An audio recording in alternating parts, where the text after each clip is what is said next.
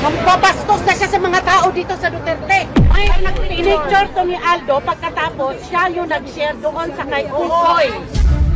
Sabi niya, nagsaya ka sa humba. Kinakain mo na yung humba nila. Mami, can I pay for the whole humba? Ako naman nagluto sa iyo ito. I'll pay for the whole humba. Once and for all, The Hague. Merong tama, merong mali. You have to take a stand kung mali. Wag ka naman plastic. He's really your best friend. Ako kasi yung binalastik. Pero I didn't know. Kung hindi siya sumigaw, hindi ko malaman. Hindi po kami nag-away dahil sa humba. Ano ulam nyo kanina? Hindi humba. Hindi humba. Pero namimiss ko yung humba. Diba? That's a Vismin dish yan eh. Visayan dish yan eh. Yes. Oo. Kanina yan yung pinag-uusapan din namin bago yung press briefing sa West Philippine Sea. Kasi merong isang reporter doon na Filipino-Chinese. Ano rin pala siya, parang feeling niya inspired sa Chinese cuisine ng humba. Ano Pero siya? parang iba daw yata yung pangalan. Parang humpak ba or something. Nakalimutan ko Pero yung ano siya, tawag. But Visaya. Para dun sa mga hindi Humba. familiar dun, this is a very Visayan dish and I think also Mindanao dish, mga kapatid. Parang braised pork siya. Yung lempo na pork. Yes. Braised niluto sa suka, soy sauce, Basically, konting it's sabaw. adobo with sugar. Tapos, may black beans po yan. Tapos, meron pong yung pampatamis po niya is usually banana, pineapple. If you make a good humba, ang sarap talaga ng humba. Alam mo, dahil dito, sa humba na to, nag-YouTube ako. Hinanap ko ang recipe ng humba. Hindi ko na kailangan hindi ko kailangan mag-YouTube. Kasi bakit? pagka-post ko nung weekend, ang dami na nagbigay ng recipe. Iba-iba ang recipe. Akalain mo yan? Nag-YouTube pa ako. Pero talaga ang sagot ko lang ay, saan pa pwedeng bumili? Huwag din ako paglutuin pa. Magdala nga ako dito minsan. Ay! Ang galing ni Gigi. Hello, Gigi. At Mag-ready ka na. Dadalhin mo kasi authentic na Bisaya. So, magdadala ka? Bisaya yung cook Bisaya. namin Magdadala ka. Minsan, Sige. Lambingin ko siya. I will tell everyone not to fight over Chiki's humba. na hindi ako ang magluluto. Akala ko sabihin, can I just pay for it? Oo. Ay, hindi. Can I just pay for it, Chiki? I will accept the cash. Okay. Free naman sana, di ba? Pero accept ko yan kung gusto niyo magbayad. Ay, nako mga kapatid. Hindi yan ang lunch ko eh. Ano bang lunch mo? Dinuguan. Well, out of place, no? Napadaan kasi ako nung Goldilocks eh. Di ba? Masarap Oo, dun. yun. Anyway, Totoo, masarap. I digress. Wala namang usapan. Pero Chiki will gladly pay for the humba. Para wag lang akong away-awayin at i-text ni Moe na ang dami kong kinain. Ano ba? Maliit Ayan na na nga. bagay para sa pagkain. Ano ba yan? Hindi kita aawayin yan. Before natin patulan yan, pwede ba natin i-playback yung sinabi na it's not si Alvin. Si Alvin po yung may birthday. Alvin and Tourism. Oo, ha? Siya yung may birthday. Ay, Sir Zate. Yung totoo niya pala pangalan. Sorry. Oo, ha? Si Alvin ay na-encounter po namin. Kami yung batch namin nila Maris at saka nila Mon Gualvez. We were there. Fixtures na nakikita namin siya. No? At noong mga time na yun talaga nagkaroon din sila ng pagtatalo ni Attorney Harry Roque. Pero I think naging okay na sila sa biglang nangyari itong birthday. Ano po? So, na-interview na siya kanina eh. Oo. At nagsalita na siya. So, para for Nag-live fairness din. po, ito ang kanyang sinabi. Hindi po kami nag-away dahil sa humba. Maikli lang. Hindi naman daw Yeah. pala dahil sa humba. Politics daw ang pinag-awayan. Okay, to be fair, I don't think naman, of course, naging super topic ito the whole weekend, At talagang humba yung parang catchword for the whole weekend. Kasi sabi ko nga sa mga editors ng araw na yon nung pinapakwento nila sa akin kung ano yung nangyari. Kasi it's a long video, ha? Yeah. So, may mga editors tayo, walang time. Kailangan ikwento mo na lang sa kanila. So, kinuwento ko na lang na it's like ang dating human rights defender na si Harry Roque ay naging yung nagpa-fight for human rights dati na si Harry Roque ay nakipag-fight because of Humba. Yes. Sabi ko. Kasi editors namin gusto ganun eh. Mga maikling summary. Oo. Summary nga, maikli pa, no? At gusto nila ganun. mas May catchy. kilala ako gumagawa summary mahaba. So okay Ay, lang. oo nga.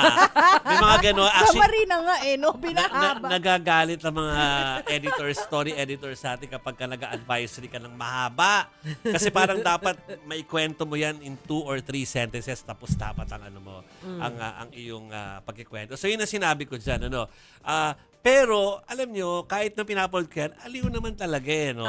Yung nangyari, lalo na si ate girl na pinagkuhanan, si Cecil siguro yun, ano? Yung mula trend pa lang, naka-on na yung camera niya hanggang nakarating siya doon. Tapos hanggang sa kumakain siya, hindi niya namamalayan, nagtatalo na sila Harry sa likod. Okay. So, ako ay mas agree with with Alvin na hindi nga yan basically about food. Gets namin yan, ano? Siyempre, pinagtatawanan dahil yun talaga yung catch word and phrase nung video, ano? Pero yes, we are very aware na meron talagang hindi pagkakaunawaan.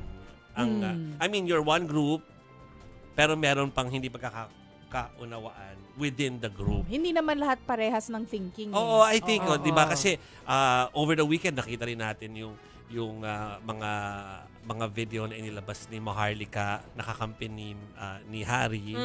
Na sila yung nagsumasayaw lagi at kumakanta dyan sa dahig eh. Naisip ko tuloy yung tune. Wag Wag mo na sabihin.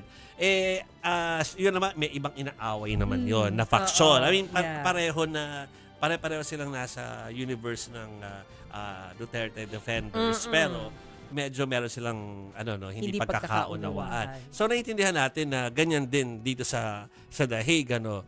So yes, we understand, hindi lang yan tungkol sa Humba. Naniniwala kami na baka meron pa kayo ibang pinagkakaguluhan. Para kasing may nadamay din na certain Aldo, 'di ba, na nag-post daw tapos parang yun din yung isa sa mga nag-trigger kung bakit parang uminit yung ulo ng isang side. 'Di ba? Pero mamaya magpapakwento tayo. Sige.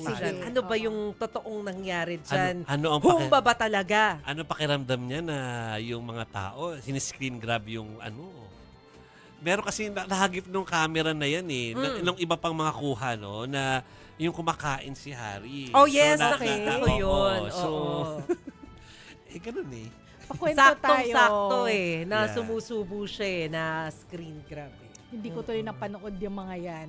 Yung Oo. write-ups lang. Pero Ay, iba yung nako. mapanood yung video eh. Papakwento tayo Oo, mamaya. Ay, Ay, sige, oo. yung mga Ano to? detalye. Oo. Ito ang storya na gumimbal nung weekend. Meaning, medyo, wala nga ngayon pinag-uusapan si Liza Soberano pero parang biglang na-eject ng kaunti.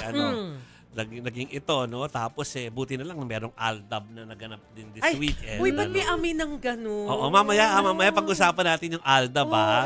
Ikaw talaga, mean.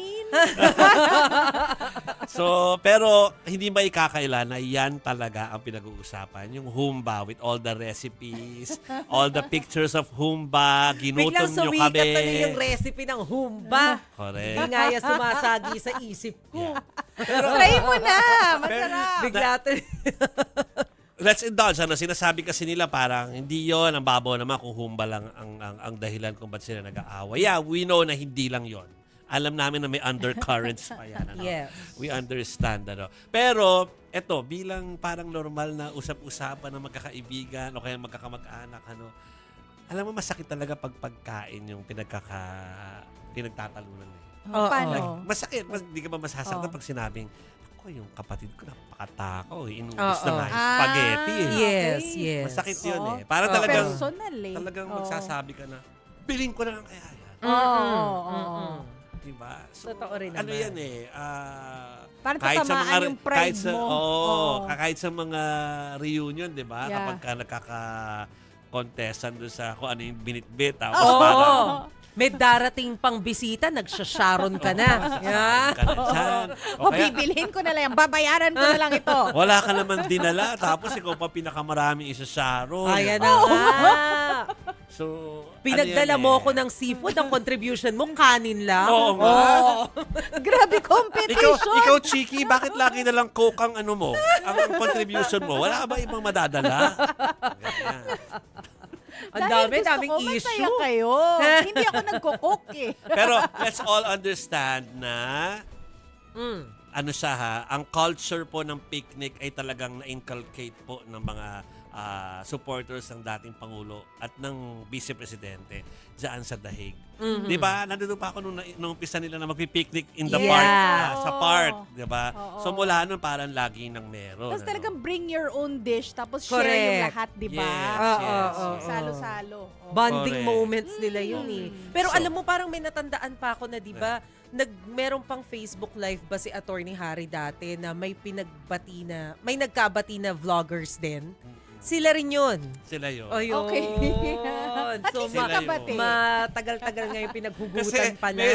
medyo naaawa tayo kay Alvin ng konti. Ay, si Alvin, nakikita niyo po, no, yung babaeng nakaupo. Tapos si Alvin po yung nandun sa tabi. Oo. Na lalaki. No? Yan Yan yung nakatayo. Yung nagsasalita Siya po si ngayon. birthday. Oo. Birthday Celebrant. nga niya eh. Celebrant ba celebrator? Celebrant. Celebrant Oo. usually. Oo. eh. Oo. Siya po yung may birthday. Tapos yung Aldo po, kaibigan niya, hindi dumalo doon, pero nagpadala ng pagkain. Ayun na nga. Yun pala si Aldo. Okay. Ha? So parang ang gusto kasi mangyari ni Harry Roque, ni Attorney Harry Roque ay stand for ano? For what is right. Ano ba yung tama? Ang tama ay kapag ka merong ginawang masama daw, like pagpo-post na sa maraming kinain, sabihin mo mali yun. Okay. Correct Eh, paano agad. kung marami talaga? Depende rin no? Kasi minsan kung anong marami para sa isa, hindi marami, Hindi marami para doon sa isa. kabila. Oo. Tama din naman. Oo, relative siya. Relatively Yeah. speaking. Pero always. hindi ba ano rin, flattering kapag ka maraming nakakain doon sa niluto mo? Ibig sabihin, Oo, masarap. oo. Yun nga ang uploader Flattering. Yung uploader, wala nga siyang pakialam eh. Kain ako ng kain kasi masarap yung food. Oo. Kahit nagkakagulo na at nagsisigawan na sa likod niya, ano.